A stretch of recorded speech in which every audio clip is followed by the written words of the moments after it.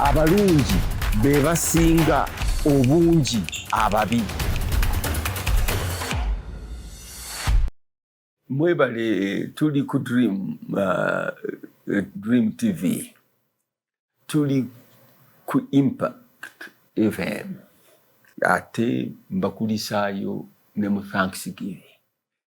Nze nasaasobodde kujja mu Thanksgiving olw'ebibuuka bitalagaanye era mu nsonyiwe, naye teri kibaawo okujjako eri obulungi okubanga kirungi eri abo abakola ki abakkiriza. Mwebale, mbadde mbagamba nti saagala bakulisaayo mu kulonda, njagala bakulisaayo mu kulundwa.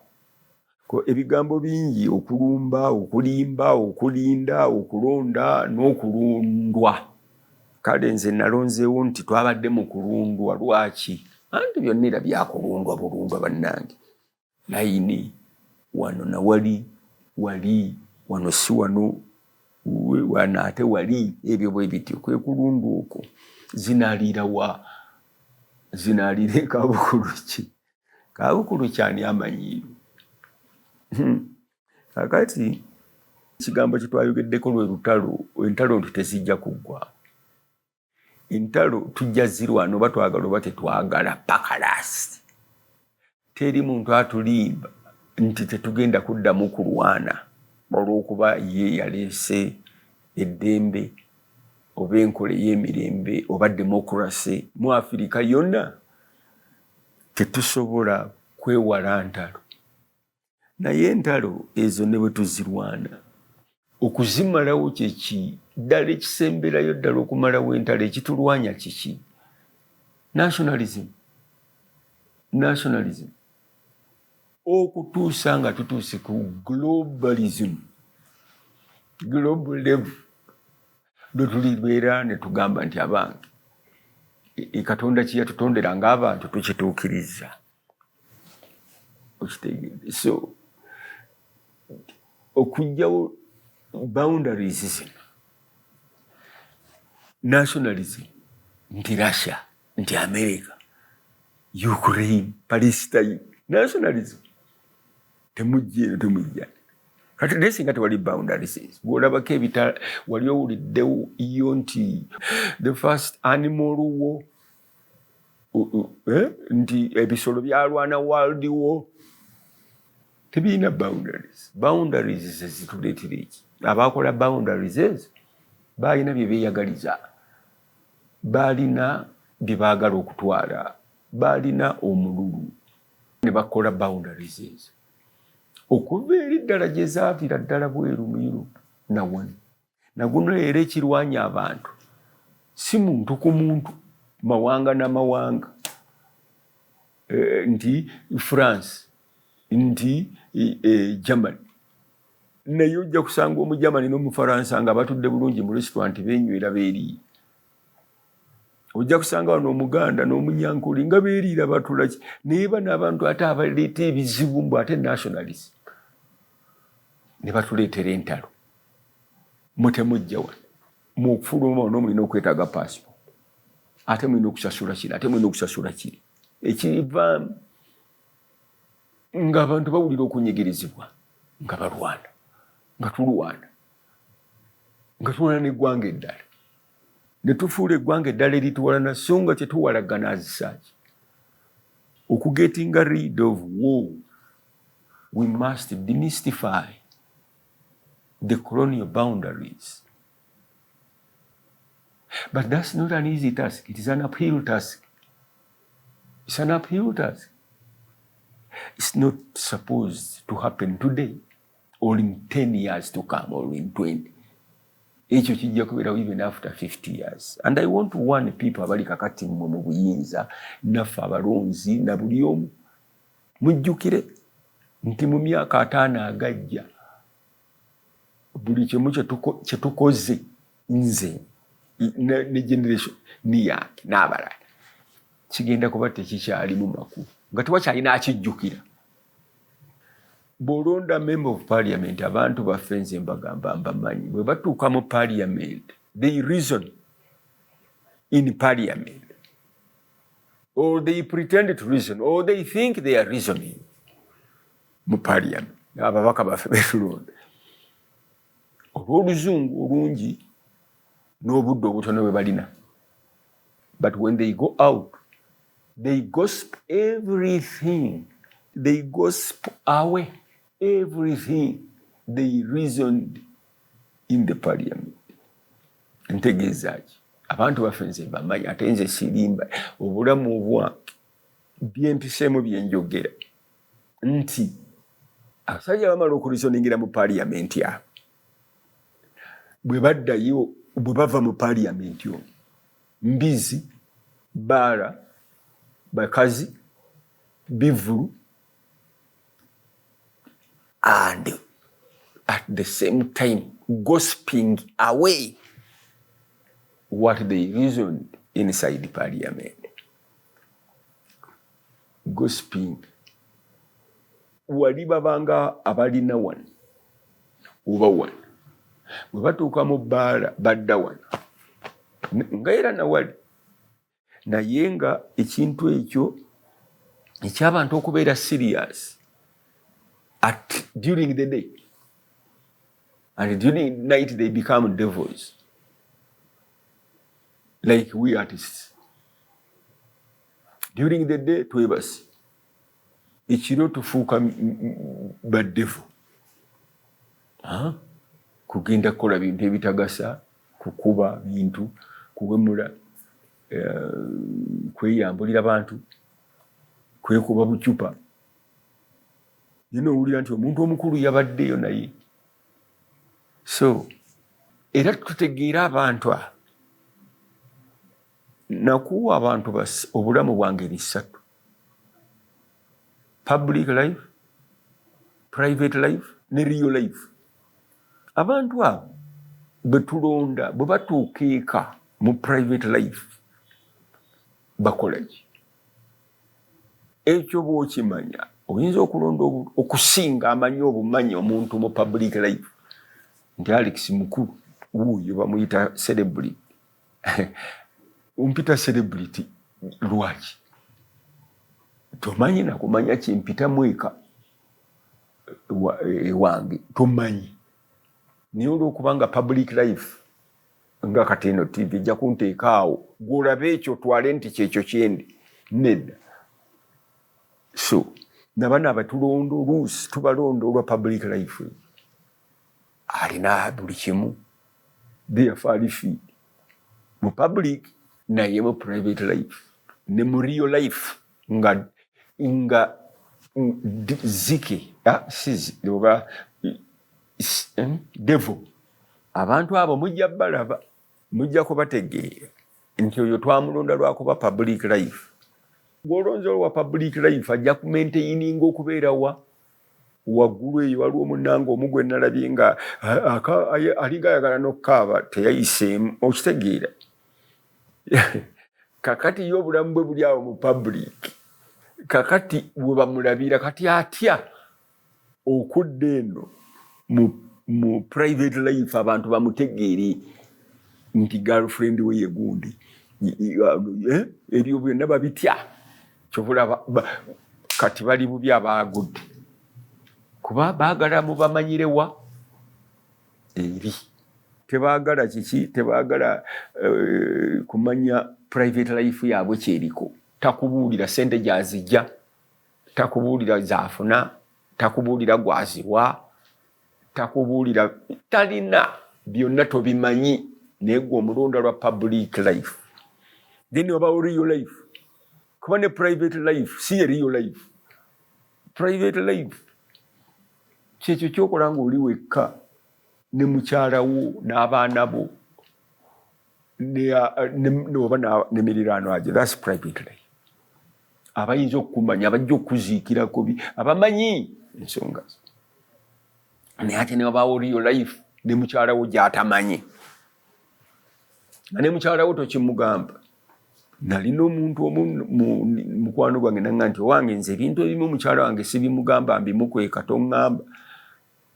Nali njagala ssente ne muga nti mpa ssente bwezi naga nti wayi mukyala yazene muganda nti genda omugamba atuwe ko ye nti nze omukyala wange ebimu tabimanya now ate eyo real life n'omukyala tamanyi nti oli mubbi oba oli musezi nina mukwano gwange yawasa omusezi owulidde yazikuka ekiro agenda okulaba nga omukyala gwe yaliisi atudde ali mukusera nze simanyi bwe basera naye olyanga yamusanga atudde bwati asera bwebwe obulamu obwaki obuliriyo ekyo kyokola ngaoli wekeeka ne mukyala wo taliwo n'abaana bo tebaliwo nabona ne ssente nga tewali n'emmotoka tewali real life nzibu nno nze nina okusaba kwentera okusaba neŋŋamba nti bannaye Mukama singa byonna bigenzi nsigaza ki ansa nejja mangu nnyo nti nsigaza ggwe nsigaza ye kubanga bino byonna tebiriimu makulu n'olw'ensonga eyo twagala okulaba nti abantu abo be tulonze batambulira ku misingi egyo private life public life fe abalonzi tutambulira ku musingi kulonda kulinda oba kulinda tulinze nno wano emirundi mingi ebintu binayiisa yasooka otulinza wano ebintu n'atugamba nti tewabanyega oba afaayo ebintu biri mu kkubo obijja twalinda ebintu tetwabiraba nebinayiisa bitulinze tulinze obwavu okuggwa mu ggwanga muno okuva ddi na ddi tulinze obutemu okuggwa mu ggwanga lino obubbi obunyazi okuggwa mu ggwanga lino abantu abazibu ababi kuggwa mu ggwanga lino tulinda bulinzi abalala tulimbwa bulimbwa tuliwo kulimbwa waliwo abantu abaagala okubalimba ne balyoka babaako kye bakola nga bw'otamulimba taseguka omala mulimba emirundi egisinga baba n'abakyala abamu n'abasajja businessmen abo ba agents babbuloka bamamotoka bonna ebintu byabwe bigendera mu kulimba nawe olina mulimba nti nina siringi miliyoni 10 ku akawunti n'omukyalo olina mulimba nti nze nina miliyoni 2.5 ku akawunti ziri Mombasa zijja kugamba waliwo abaliwo okulimbwa ababadde mu lutalo luno olwa 2026 nga muliwo okulimbwa nammwe Katonda abawe ekisa ne wabaawo okulumba olumba ki era oyagala ki waliwo abalwisemu nga balumba bulumbi nga balumba owulidde ju simanyi ju okwo kulumba gundi ju kulumba olumba oli omulumba aidha omalimu amaanyi oba ogamuzeemu Muhammad Ali wano yagenda okuba ebikonde mu edda mu Zaire nga Mobutu akyafuga Muhammad Ali abantu aba Zaire nga bamwagala nnyo ne batandika okuwuggana obuwugganyi ali omusajja oli agenda okuyingira nga bamuwangudde dda okulumba kwa ngeri nnyingi oyinza okulumba nga okuyogera bwogezi nga tokozesezza munda oyinza okukozesa slogan newangula omuntu. I had a dream ya Martin Luther yali ekizibu era yayogera ebyo ebintu nti ebintu ebitobonyabonya ensi byebyo racism ani poverty newo olutalo bigambo bugambo tujja balaba ate tumanye oba kye twayisemu twalundibwa bulundibwa oba twalumbiddwa oba twalimbiddwa oba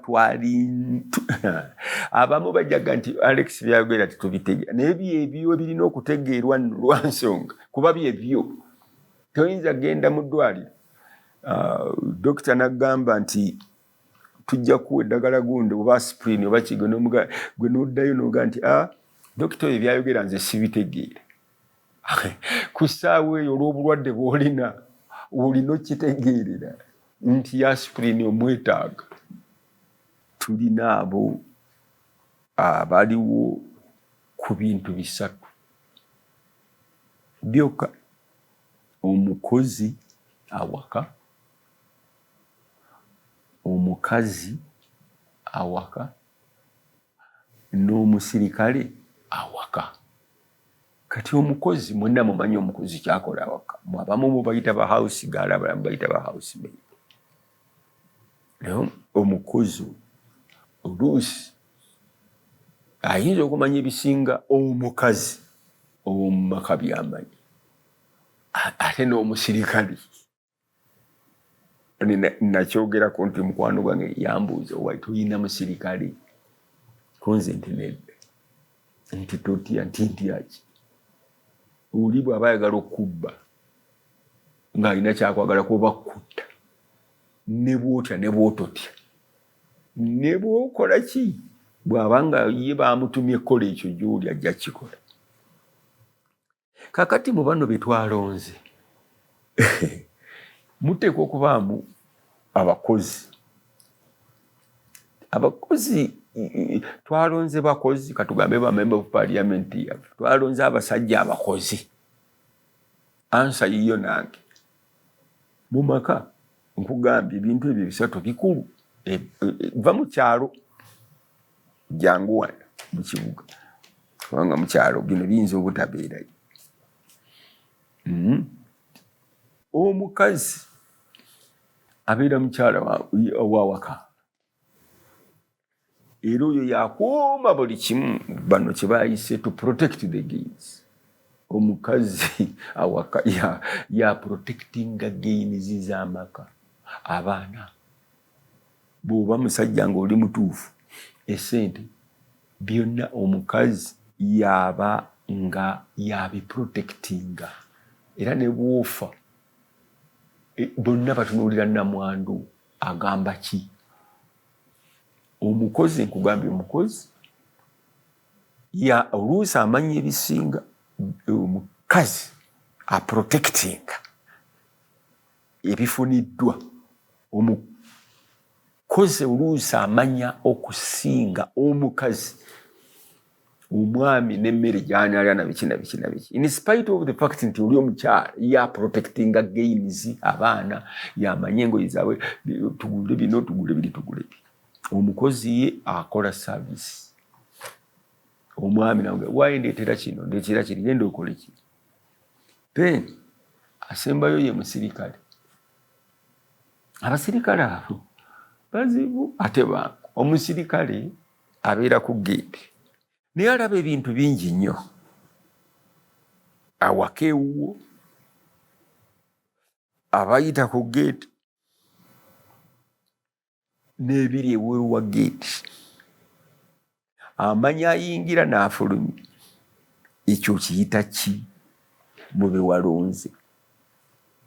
Okumanya nti omuntu gwe walonze ajja kumanya ki ekirina okuyingira, ki ekirina okufuluma, ani gwe nina okuggulira, ani gwe sirina kuggulira. Kati omusirikale oba omugeraageranyiza n'ekintu nga kyamukulembeze, amanya buli kimu. Ani ayingira, ani addayo, ani afuluma, ajja ameka. Omukazi buli kiyingira naga nti ekyo kyawano kaakati. Omukozi naga nti mwagala ki ebyo.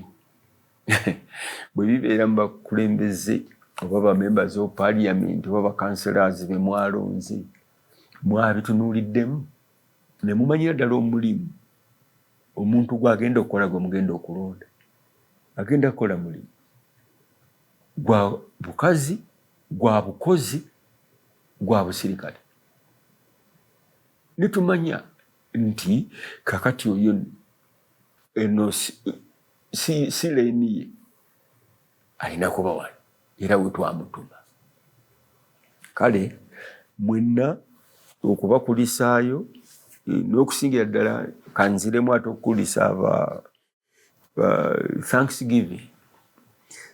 Ekigambo Thanksgiving oba okwebaza kikulu nti kikuwa amaanyi gwe ayeebazizza n'okusinga akuwadde. Oli akuwa ekintu n'omwebaza. Nze nina abaana be nakolanga nabo ne bagenda ebweru, naye ayinza okujja n'akola kiro oba ssaati oba ssuuti ng'akwebaza. Ekintu ekyo kiyinza okuzzaamu amaanyi n'okusinga omusaala ogw'emyaka emingi. Nina mukwano gwange tukola naye ye Julius Musaazi anyumiza. Tulina omwana yajja okuzina amazina, si mulokole si kiki naye bw'amala ate okukola naffe n'alokoka. Ne mugamba Musaazi nti olabye kakati ekyo teri mpeera gy'oyinza kufuna olw'ekyo. Wano mu nsi tewali musaala gw'oyinza kuweebwa okujja omuntu gy'avudde n'omuleeta mpola. Ne Bayibuli etugamba nti omuntu omu kulokoka eggulu lijaganya. Teri musaala ng'ogwo, teri mpeera ng'eyo. Ng'ojja omuntu mu mazzi n'omunnyulula n'omugamba ng'abadde abbira. So tukimanye nti abavubuka, omwana akkubira omuto, si muto, abantu bakuze kati betubadde tukola nabo, n'agamba nti lwaki tulonda? Lwaki tetuleka ebintu nebikola ki? Nebigenda nga bibiri afuga n'akola ki? Kirungi naye ate si kirungi nnyo. Advice. Omwana yaŋŋambye, musajja mukulu, nti njagala kuwa advice. Namuga saagala advice, njagala instruction. Nga nnyonnyola ekintu ekyo, nga mpita mu kulonda kwe twabaddemu n'okugatta bino byenkoze bino byonna bye mbadde njogera. Omuntu okuwa advice n'okuwa instruction, olondawo ki? Oli ayinza okugaa nti byombi, naye sirowooza nti byombi kyetaagisa. Olwaleero abakulembeze baffe be twalonze bawe ba advice oba bali instructional, nga ba-instructing abantu nti abaye kino kyemuba mukola, ne skills ne bazibawa. Mpulira ba advisors bangi aba president, naye president teyeetaaga ba advisors, yeetaaga abantu abamu instructing nti ekyo tokikola ki, tukikola oba ekyo kikole. So twawulemu advice ne instruction. Nti ddala ate problem emu gye tulina ng'eggwanga nti abaana abato, generation eri below 40, tebaagala tudde advice ate tebaagala instruction. Ate abantu abakulu tebakyayagala kuwa baana bato instruction, babawa advice. Omuntu bw'omuwa advice oba nga amuwadde choices nti omanyi kankuwa amagezi, togula mmotoka eyo, togula Harrier, gula Mitsubishi. That's advice. Olide togula mmotoka eyo kubanga ekola bweti ne bweti ne bweti, advice. Instruction egamba genda ogule emmotoka eyo egula sente bweziti zizo. That is instruction. You are instructed to do so. Meaning otulina n'okuba ne skill. Kyetutalina wano olwaleero mu baana baffe nti abakulu tebaagala to instruct, they want to advise. Abato tebaagala advice, tebaagala na instruction. Ebyo byonna be mwalonze bagenda bikolako. How should we instruct the younger generation? Tumanye mu byonna bye tukola tunoonya ki? muntu, we are looking for ourselves. Ate wetuli twenoonya ffe ffennyini, we are looking for how best we can treat each other. Sente, amayumba, biki, nga temuli muntu gw'oyogera naye nga nze kati wano bwendi ku ssaawa eno, nga taliiwo, nga tewali gw'olya naye, tewali gw'onywa naye, ne bw'oba ne ssente mmeka, ne bw'oba n'amayumba ameka, kye tunoonya ye muntu munnaffe, okwagalana, okusanyuka ffenna, okuba nga tugabanira wamu ebyo byonna bye tuba tutuuseeko. Mu linnya eddene lya Yesu Kristo, Mukama abakuume.